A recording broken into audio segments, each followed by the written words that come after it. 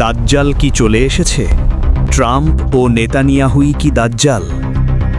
বর্তমানে বিশ্ব রাজনীতির অস্থিরতা এবং মধ্যপ্রাচ্যের সংঘাতের প্রেক্ষাপটে দাজ্জাল সংক্রান্ত আলোচনা এবং বিভিন্ন রাষ্ট্রনেতাকে তার সাথে তুলনা করার বিষয়টি একটি সংবেদনশীল ও জটিল তাত্ত্বিক বিতর্কে পরিণত হয়েছে। ইসলামী ধর্মতত্ত্বের আলোকে দাজ্জালের আগমনের বিষয়টি অত্যন্ত সুনির্দিষ্ট কিছু আলামত ও অলৌকিক ঘটনার সাথে সম্পৃক্ত, যা বর্তমানে চলমান রাজনৈতিক পরিস্থিতির চেয়ে অনেক বেশি গভীর ও ভিন্নতর। ইসলামী আকিদা অনুযায়ী দাজ্জাল কোনো প্রতীকী ব্যবস্থা বা কেবল কোনো রাজনৈতিক নেতা নন, বরং তিনি একজন নির্দিষ্ট ব্যক্তি হিসেবে আবির্ভূত হবেন। হাদিসে তার শারীরিক বৈশিষ্ট্যের যে বর্ণনা পাওয়া যায়, যেমন এক চোখ কানা হওয়া, কপালে কাফির লেখা থাকা এবং মৃতকে জীবিত করার মতো অলৌকিক ক্ষমতা প্রদর্শন করা, তার কোনোটিই বর্তমান বিশ্বের কোনো নেতার মধ্যে দৃশ্যমান নয়। তাই ডোনাল্ড ট্রাম্প বা বেনিয়ামিন নেতানিয়াহুর মতো নেতাদের সরাসরি দাজ্জাল হিসেবে চিহ্নিত করা ধর্মীয় শাস্ত্রীয় ব্যাখ্যার চেয়ে রাজনৈতিক আবেগ ও রূপক বিশ্লেষণের বহিঃপ্রকাশ হিসেবেই বেশি গণ্য হয়। অনেক বিশেষজ্ঞ মনে করেন, বর্তমান বিশ্বের অন্যায়, অবিচার এবং সত্য মিথ্যার সংমিশ্রণকে দাজ্জালীয় ফিতনা বা দাজ্জালের আগমনের ক্ষেত্র প্রস্তুতকারী ব্যবস্থা হিসেবে অভিহিত করা গেলেও নির্দিষ্ট ব্যক্তিকে দাজ্জাল বলাটা ধর্মতাত্ত্বিক বিচারে সঠিক নয়। মধ্যপ্রাচ্যে, বিশেষ করে ফিলিস্তিনের গাজায় চলমান মানবিক বিপর্যয় এবং ইসরায়েলের আগ্রাসনকে অনেকে শেষ জামানার লক্ষণ হিসেবে দেখছেন।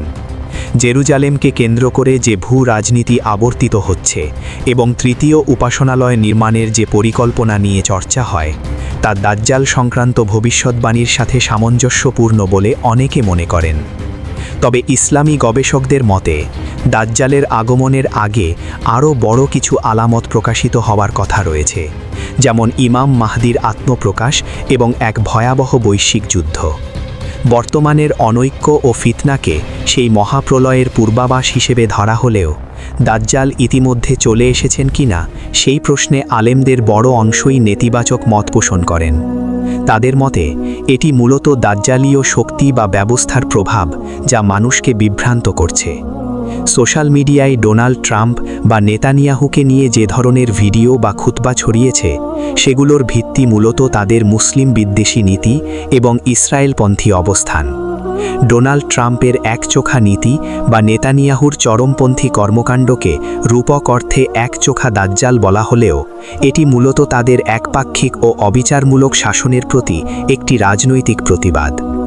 ধর্মীয় স্কলাররা সতর্ক করেন যে এ ধরনের স্পর্শকাতর বিষয়ে অনুমানের ভিত্তিতে কোনো নির্দিষ্ট ব্যক্তিকে দাজ্জাল ঘোষণা করা ঈমানী দায়িত্বের পরিপন্থী হতে পারে।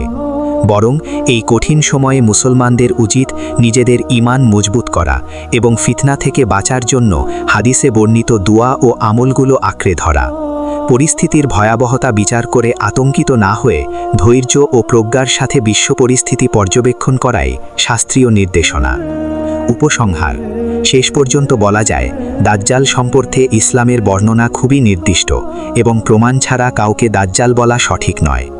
বর্তমান বিশ্বের সংঘাত ও অস্থিরতা অনেককে শেষ যুগের আলামতের কথা মনে করিয়ে দিলেও প্রকৃত সত্য আল্লাহই ভালো জানেন। তাই আতঙ্কিত না হয়ে আমাদের উচিত ঈমান মজবুত রাখা এবং ফিতনা থেকে বাঁচার চেষ্টা করা। সত্য ও ন্যায়ের পথে অবিচল থাকাই এই কঠিন সময়ে একজন মুমিনের সবচেয়ে বড় শক্তি। প্রিয় দর্শক, আমাদের স্টোরি অফ দিনের এই ভিডিওটি কেমন লাগলো তা কমেন্টে জানাতে ভুলবেন না। আর নবী করিম সাল্লাল্লাহু ও সাহাবীদের অনুপ্রেরণামূলক ঘটনা জানতে আমাদের চ্যানেলটি সাবস্ক্রাইব করুন। ধন্যবাদ।